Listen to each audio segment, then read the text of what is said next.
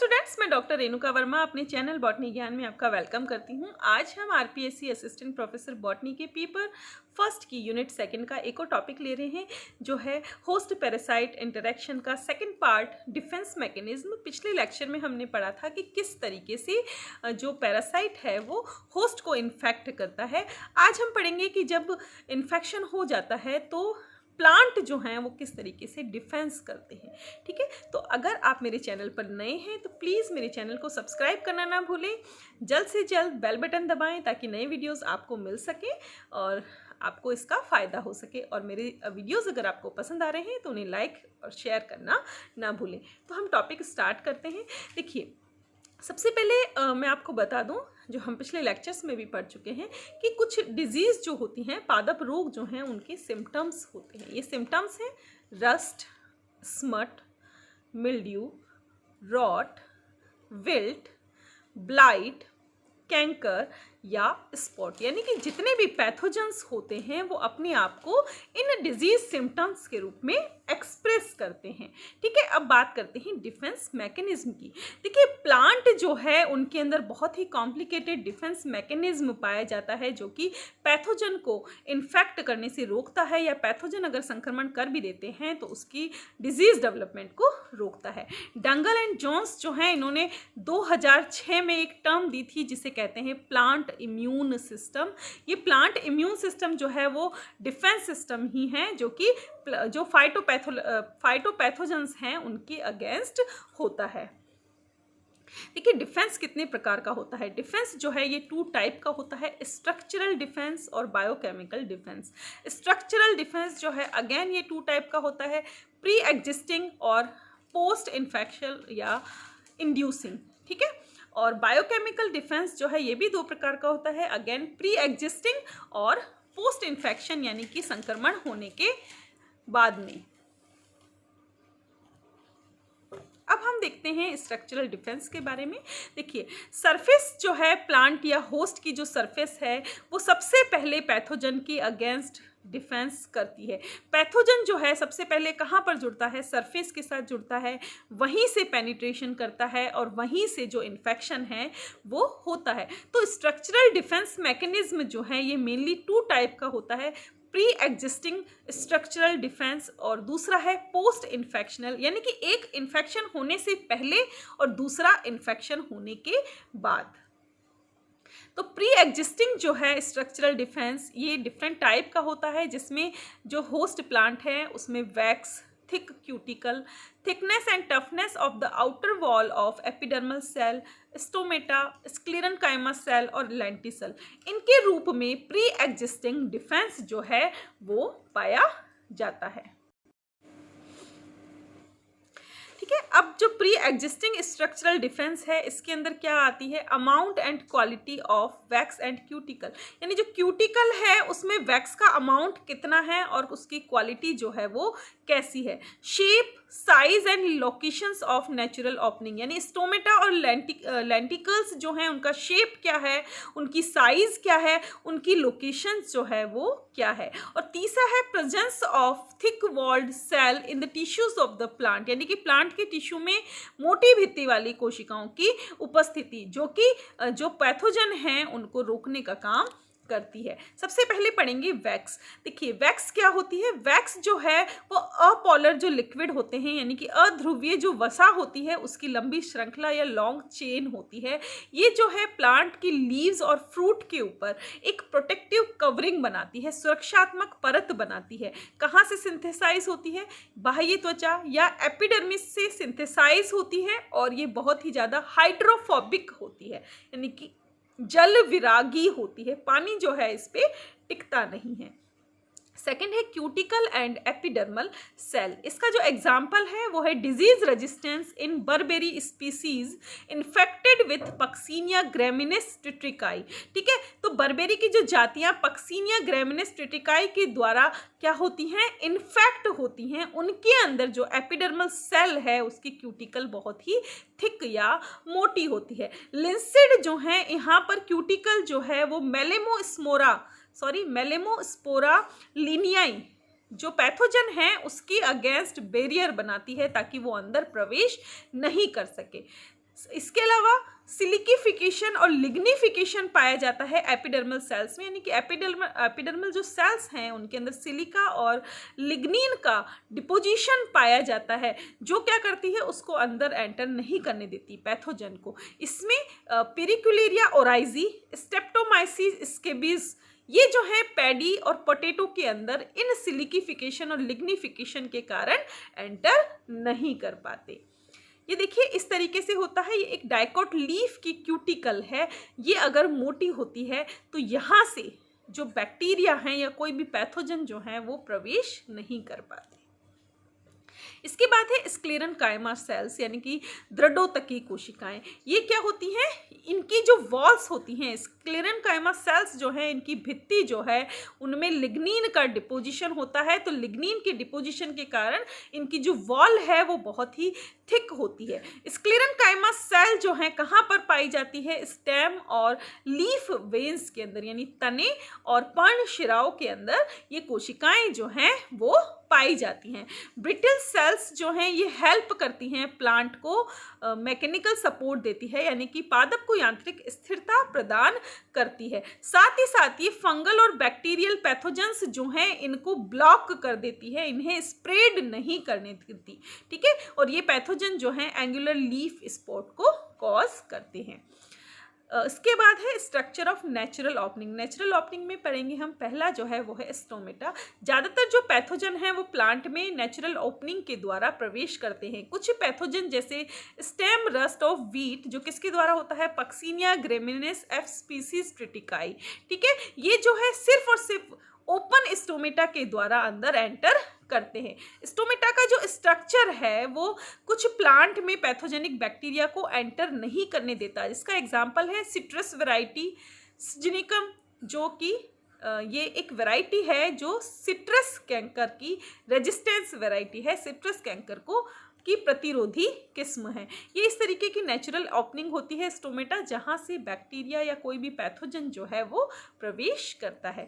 इसके बाद है लेंटिसल्स। लेंटिसल्स जो हैं फ्रूट के ऊपर पाए जाने वाले ओपनिंग पोर्स होते हैं, जो कि स्टेम और ट्यूबर्स पे भी पाए जाते हैं। तो लेंटिसल्स क्या हो गए, फ्रूट, स्टेम और ट्यूबर्स पे पाई जाने वाली छोटी छोटी पोरल ओपनिंग हो गई। ये जो है लूजली कनेक्टेड सेल्स के द्वारा भरे हुए होते हैं और इनमें जो है हवा जो है वो भरी होती है, हवा जो है प्रवेश कर सकती है। इनका शेप और इंटरनल स्ट्रक्चर जो है वो किसी भी फ्रूट डिजीज के कारण छोटा या बड़ा हो सकता है। इसका एग्जाम्पल है स्मॉल एंड सुबेराइज्ड लेंटिसल्स, जो पोटैटो स्कैब पैथोजन और स्ट्रेप्टोमाइसिस स्केबीज के द्वारा पोटैटो स्कैब को रोकते हैं। तो हम ये कह सकते हैं कि पोटैटो पर या आलू के ऊपर जो स्मॉल और सुबेराइज्ड लेंटिकल पाए जाते हैं वो potato scab pathogen Streptomyces scabies को पोटैटो के अंदर प्रवेश करने से रोकते हैं। ये देखिए लेंटिसल्स कुछ इस तरीके की संरचना है, यहाँ पर अगर आपको दिखाई दे रही है, ये जो इस चित्र में आपको दिखाई दे रही है ये है लेंटिसल्स, और ये है इसका पूरा, ये जो है इसका एक चित्र है जिससे आप समझ सकते हैं कि लेंटिसल किस तरीके की ओपनिंग होती है। इसके बाद है पोस्ट इन्फेक्शनल। ये तो था प्री इन्फेक्शन, यानी कि जब संक्रमण होने ही नहीं पाता, और अगर संक्रमण हो जाता है तब कौन सा डिफेंस मैकेनिज्म होता है। ये डिफरेंट टाइप का होता है, cellular defence structure, hyphal seething, histological defense structure, formation of core-clear, formation of abscission layer, formation of tyloses और deposition of gums। देखिए ज़्यादातर जो पैथोजन हैं वो प्लांट्स के में किसी नेचुरल ओपनिंग या घाव के द्वारा जो है अंदर एंटर करते हैं, और अलग अलग मात्रा का संक्रमण जो है, डिग्री ऑफ इन्फेक्शन जो है इनकी डिफरेंट होती है। पैथोजन जो है वो होस्ट की सरफेस पर जब प्रवेश करते हैं तो वहाँ पर इन्फेक्शन अगर हो जाता है तो कुछ डिफेंस मैकेनिज्म यहाँ पर जो है वो शुरू होता है। ये डिफेंस मैकेनिज्म जो है वो दो प्रकार का होता है। पहला है हिस्टोलॉजिकल डिफेंस बैरियर्स, इसके अंदर आएंगी कॉर्क लेयर, एब्सिशन लेयर और टाइलोसिस फॉर्मेशन, और दूसरा है सेल्यूलर डिफेंस स्ट्रक्चर जिसमें आएंगी हाइफल शीथिंग। तो पहला है हिस्टोलॉजिकल डिफेंस स्ट्रक्चर के अंदर कॉर्क लेयर।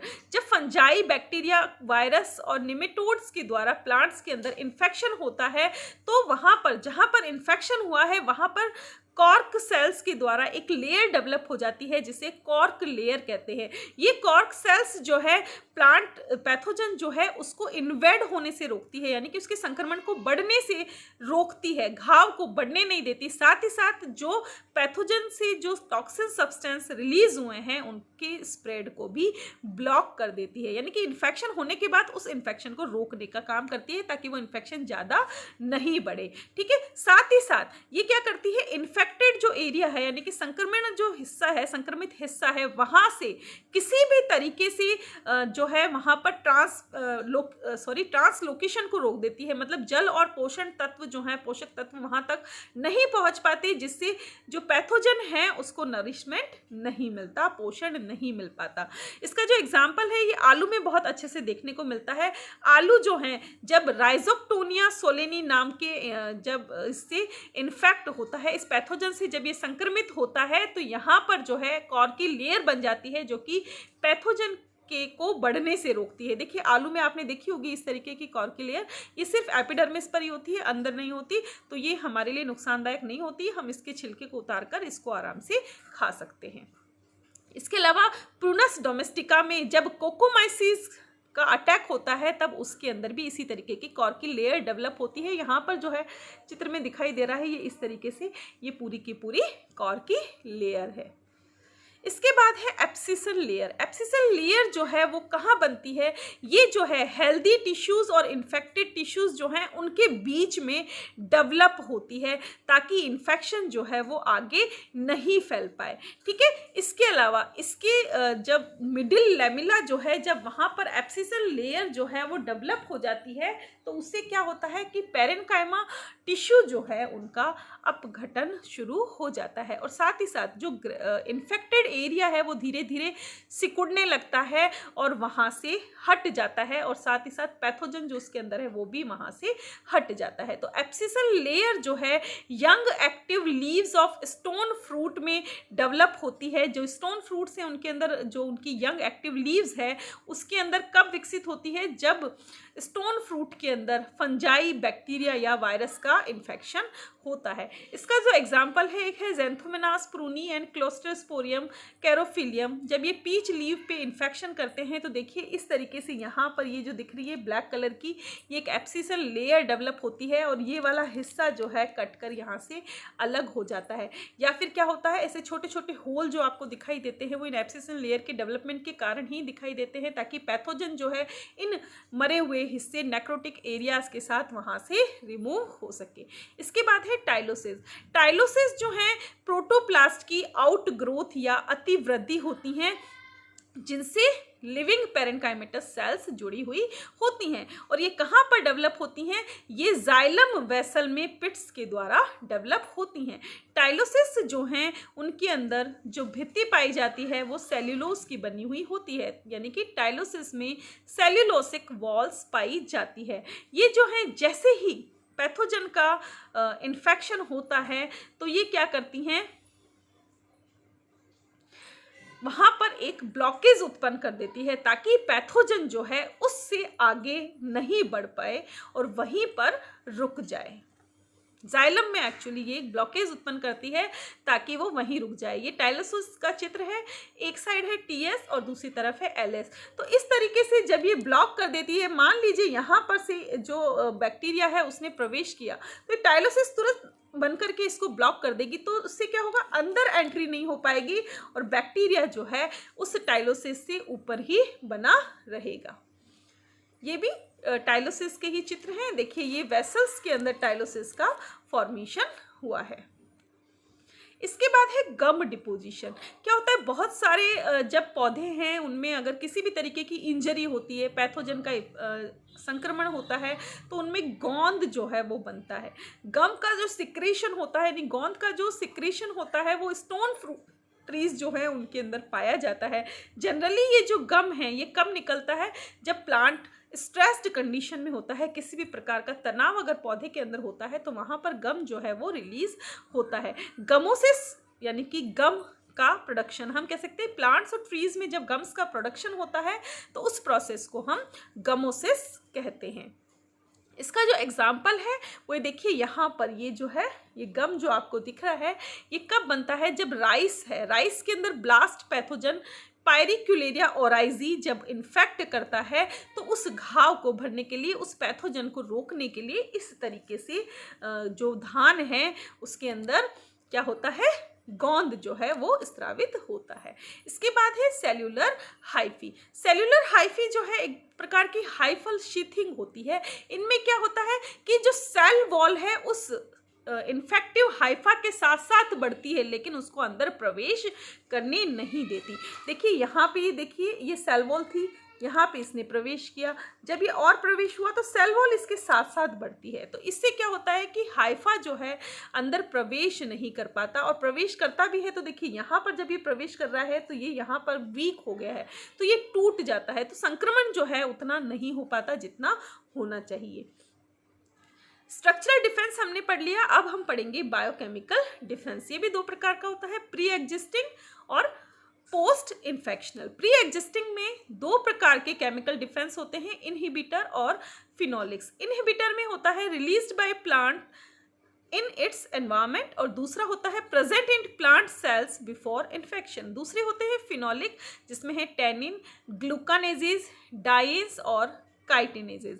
पोस्ट इन्फेक्शनल में दो प्रकार का रिलीज होता है, हाइपर सेंसिटिविटी रिस्पॉन्स जिन्हें HR कहते हैं, और दूसरा है production of anti microbial substances जो हैं फाइटोएलिजेंस एंड प्लांटी बॉडीज। तो इन्हें स्टार्ट करते हैं।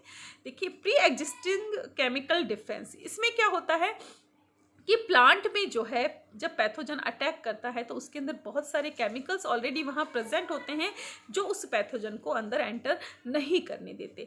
तो ये क्लियर है कि प्लांट में पैथोजन के अगेंस्ट रेजिस्टेंस पाया जाता है, जो कि स्ट्रक्चरल बैरियर नहीं होता लेकिन वो एक केमिकल बैरियर होता है।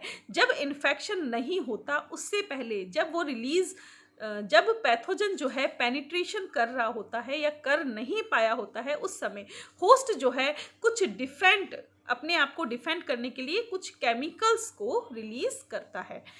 पहला है inhibitors released by the plant in its environment, यानी कि अपने एनवायरमेंट में प्लांट जो है इनहिबिटर्स को रिलीज करता है।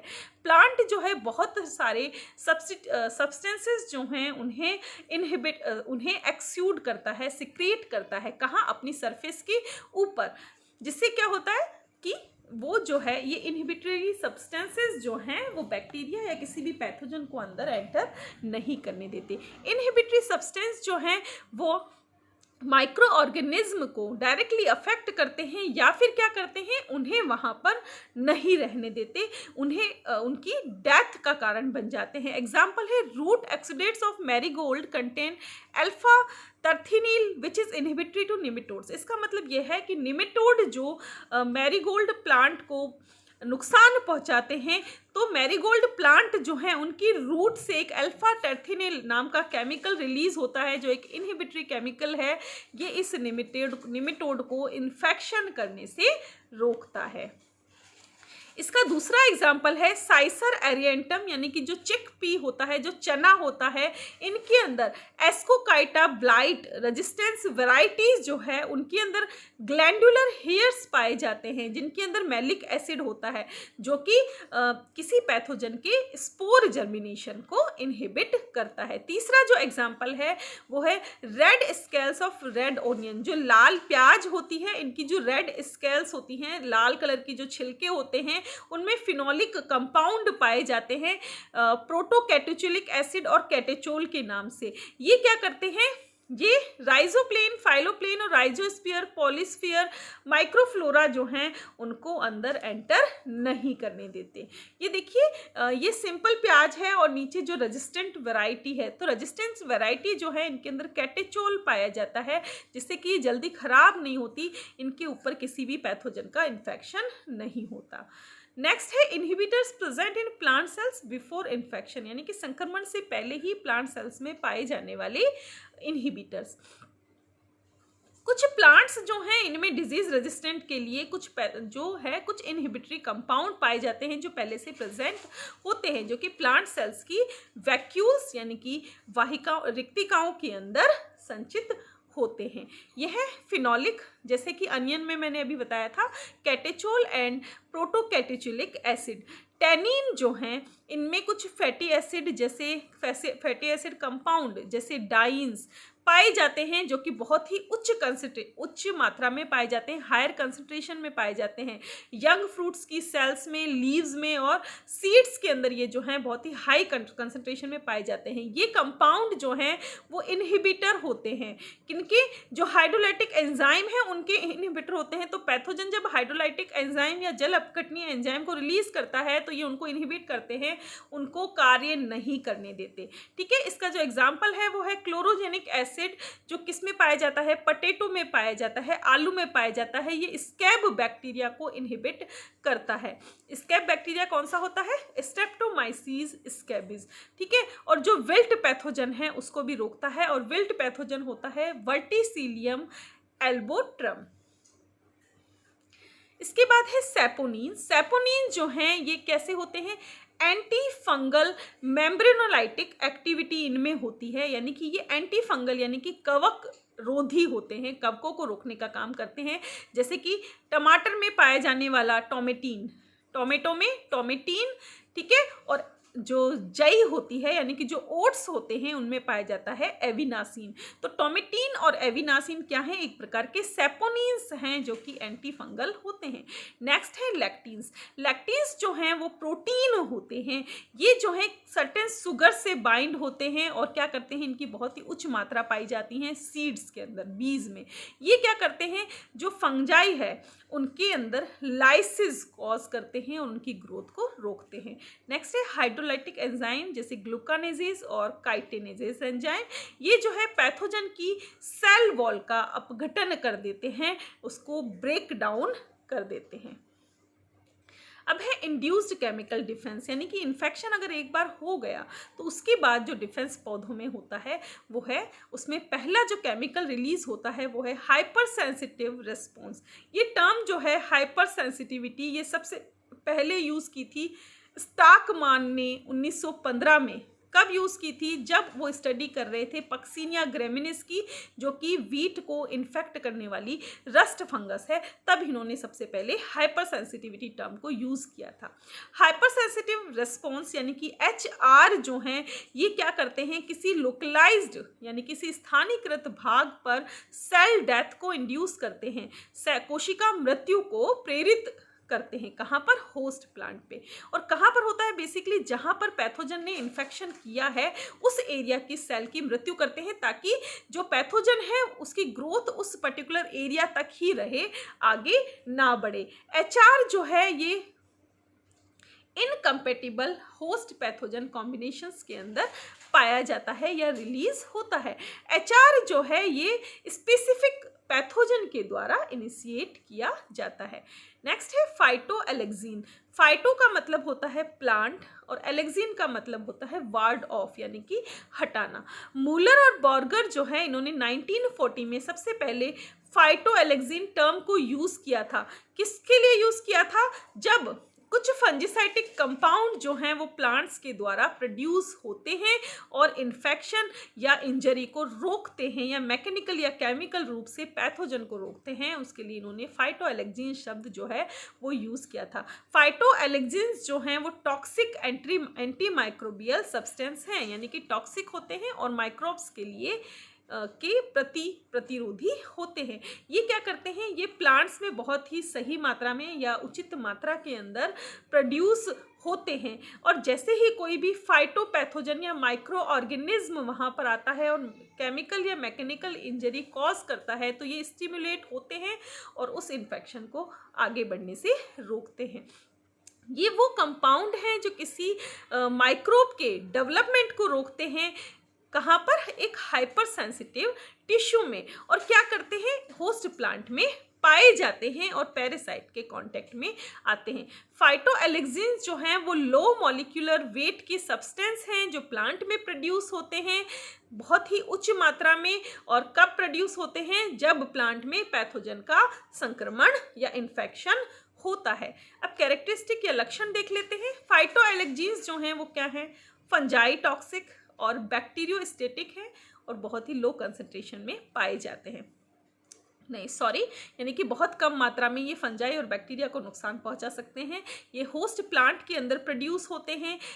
किस वजह से? जब कोई पैथोजन वहाँ पर जो है अटैक करता है तो उससे जो स्टिमुलस उत्पन्न होता है या मेटाबॉलिक प्रोडक्ट जो है वहाँ पर प्रोड्यूस होता है, उसके रिजल्ट में ये प्रोड्यूस होते हैं। हेल्दी प्लांट्स में फाइटोएलेक्सेंस जो हैं वो एब्सेंट होते हैं। ये इन्फेक्शन साइट के आसपास ही पाए जाते हैं। ये जो है डिपेंड करता है किस लेवल का संक्रमण हुआ है, उस लेवल के संक्रमण के आधार पर ही इनकी क्वांटिटीज जो हैं वो प्रोड्यूस होती हैं। ये जो है पैथोजन जो हैं, पैथोजन की तुलना में पैथोजन जब अटैक करता है तब ये ज़्यादा प्रोड्यूस होते हैं, जबकि अगर वीक या नॉन पैथोजन होता है तो उसकी तुलना में कम वहाँ पर प्रोड्यूस होते हैं। ये जो है 12 से 14 घंटे में प्रोड्यूस होकर के लगभग 24 घंटे के अंदर अंदर, यानी कि जब संक्रमण होता है तो उसके 24 घंटे के अंदर अंदर ये इतनी ज़्यादा उच्च मात्रा में पहुंच जाते हैं कि उस इन्फेक्शन को रोक सके। ठीक है, ये होस्ट स्पेसिफिक होते हैं, पैथोजन स्पेसिफिक नहीं होते। यानी कि ये जो होस्ट हैं उसके हिसाब से होते हैं, ना कि कौन सा पैथोजन अफेक्ट कर रहा है। कोई भी पैथोजन जो है किसी पर्टिकुलर होस्ट को अगर इन्फेक्ट कर रहा है तो उस होस्ट की जो स्पेशल फाइटोएलेक्सिन हैं वो उसको रोकेंगे। ये है कुछ फाइटोएलेक्सिन। देखिए, पिसाटीन जो है इसका होस्ट है पी प्लांट, और ये किसके अगेंस्ट काम करता है? मोनिलीनिया फ्रक्टिकोला। सेकंड है फेसियोलिन, ये फ्रेंच बीन में पाया जाता है जो कि स्क्लेरोटोनिया फ्रक्टिजीना के प्रति जो है प्रतिरोधी होता है। रिसिटीन आलू में पाया जाता है, फाइटोफथोरा इन्फेस्टेंस को रोकता है। गॉसिपोल कॉटन में पाया जाता है, वर्टिसिलियम एल्बर्टम को रोकता है। साइसरीन जो है बेंगल ग्राम में पाया जाता है और एस्कोकाइटा ब्लाइट के इन्फेक्शन को रोकता है। आइपोमिया मोरिन जो है ये स्वीट पोटैटो में पाया जाता है और केरोटोसिस्टेस फिम्ब्रियाटा को रोकता है। कैप्सिडोल जो है पेपर यानी कि मिर्च में पाया जाता है और कॉलिटोट्राइकम को रोकने का काम करता है। नेक्स्ट और लास्ट जो केमिकल है वो है प्लांटी बॉडीज़। ये जनरली एंटीबॉडीज़ होती हैं। जैसे हमारी बॉडी में जब किसी सूक्ष्म जीव या पैथोजन का इन्फेक्ट होता है, का संक्रमण होता है, तो हमारी बॉडी उसके एवज में क्या बनाती है? एंटीबॉडीज़ बनाती है। ठीक उसी तरीके से प्लांट्स जो हैं वो एंटीबॉडीज़ ना बना करके प्लांटी बॉडीज़ बनाते हैं। ये बहुत सारे एनिमल जीन्स के द्वारा एनकोड होती है, लेकिन प्लांट के द्वारा प्रोड्यूस होती है, इसीलिए हम इन्हें क्या कहते हैं? प्लांटी बॉडीज़ कहते हैं। क्योंकि देखिए जो पैथोजन है वो क्या है? वो तो एनिमल है। ठीक है, तो यहाँ पर एनिमल का इन्वॉल्वमेंट हो गया और एनिमल की वजह से ये कहाँ पर बन रही है? प्लांट्स में बन रही है, इसलिए इनको हम प्लांटी बॉडीज़ कहते हैं। ट्रांसजेनिक प्लांट जो हैं उनमें इस तरीके की प्लांटी बॉडीज़ जो हैं वो इनके जीनोम में पाई जाती है। जैसे माउस जीन जो है उसके अगेंस्ट जब एक एंटीबॉडी जो है वो डेवलप होती है तो उसे हम प्लांटी बॉडी कहते हैं। इसका एग्जाम्पल है आर्टिचोक मोटल्ड क्रिंकल वायरस। अब इसका कंक्लूजन ये निकलता है कि होस्ट और प्लांट जो हैं वो नेचर में एक दूसरे के साथ पाए जाते हैं। ठीक है, तो ये डिजीज़ का जो डेवलपमेंट है वो डिपेंड करता है होस्ट और पैथोजन की सक्सेसफुल इंटरेक्शन के अंदर। अगर प्लांट जो है या होस्ट जो है अगर किसी पर्टिकुलर डिजीज़ के प्रति रेजिस्टेंट है तो पैथोजन जो है वो उसको नुकसान नहीं पहुंचा पाएगा। और ठीक उसी तरीके से पैथोजन जो है उसके जीन जो हैं वो ये डिसाइड करते हैं कि वो किस लेवल का इन्फेक्शन करेंगे। डिफरेंट टाइप के केमिकल और स्ट्रक्चरल डिफेंस मैकेनिज्म जो हैं वो प्लांट में पाए जाते हैं जो कि पैथोजन के रिस्पांस में होते हैं। पैथोजन को इन्फेक्शन करने देना है या नहीं करने देना वो सब कुछ उसके ऊपर डिपेंड करता है। और डिफेंस मैकेनिज्म जो है वो कंपेटिबल रिएक्शन के साथ वर्क नहीं करता, यानी कि होस्ट और पैथोजन के बीच में डिफेंस मैकेनिज्म जो है वर्क तभी करेगा तब वो ये डिपेंड कर रहा हो कि वो प्री एग्जिस्टिंग डिफेंस है या पोस्ट एग्जिस्टिंग डिफेंस है। तो यहाँ पर हमारा ये जो टॉपिक है वो कंप्लीट होता है, जिसमें हमने पढ़ा कि जब होस्ट पर इन्फेक्शन हो जाता है तो वो किस तरीके से अपने आप को डिफेंड करता है, बचाता है। ठीक है, तो हम नेक्स्ट टॉपिक में स्टार्ट करेंगे कुछ डिजीज़ जो हैं उनकी इटियोलॉजी के बारे में। तो हमारा बेसिक इसका जो है वो पूरा हो चुका है। अगर आपको ये समझ में आया हो और आपके डाउट्स क्लियर हुए हों तो प्लीज़ मुझे कमेंट बॉक्स में ज़रूर बताएं ताकि मुझे अच्छा लगे। मुझे अच्छा लगता है जब आप कमेंट्स करते हैं और मुझे मोटिवेशन मिलता है इससे। तो आपकी मोटिवेशन का मुझे हमेशा वेट रहता है। तो आप प्लीज़ मेरे चैनल को लाइक शेयर एंड सब्सक्राइब करें। अगर आपको मेरे पढ़ाने का तरीका पसंद आ रहा है तो इसे और लोगों तक भी पहुंचाएं ताकि और लोगों को भी इससे फ़ायदा मिले। तो जल्द ही मिलते हैं नेक्स्ट लेक्चर के साथ, तब तक बने रहिए मेरे साथ। Thanks for watching and stay tune to botany Gyan for more informative videos. Thank you.